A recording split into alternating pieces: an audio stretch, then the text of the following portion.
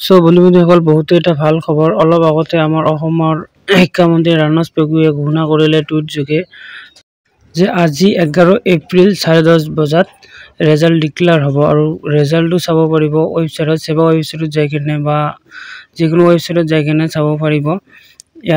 মই টুইটটো দেখুৱাই দিছো ৰাণাজ পেগু ছাৰৰ টুইটটো ইয়া চাওক টুইটটো ILC result will be declared today মানে আজি মানে 10:30 বজাত রেজাল্টটো ডিক্লেয়ার কৰিব আৰু 8টা বজাত নোটিফিকেশনটো চাব পাৰিব ইস্যু কৰিব। এতিয়া কিমান ষ্টুডেন্টে এক্সাম দিছে এবাৰ মই এটো দেখুৱাই দিছো আপোনালোকক ভিডিওটো ভালকৈ চাব আৰু মোৰ চেনেল নতুন আহিলে চেনেলটো সাবস্ক্ৰাইব কৰি দিও আৰু ভিডিওটো শেয়াৰ কৰিব। ইয়া দেখুৱাই দিছো কিমান ষ্টুডেন্টে মানে এবাৰ এক্সাম দিছে।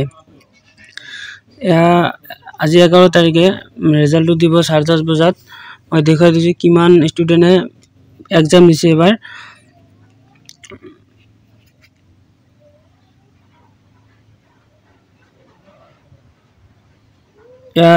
স্টুডেন্ট হল 4,25,966 স্টুডেন্টে মানে এবাৰ এক্সাম দিছে। So best of luck all student.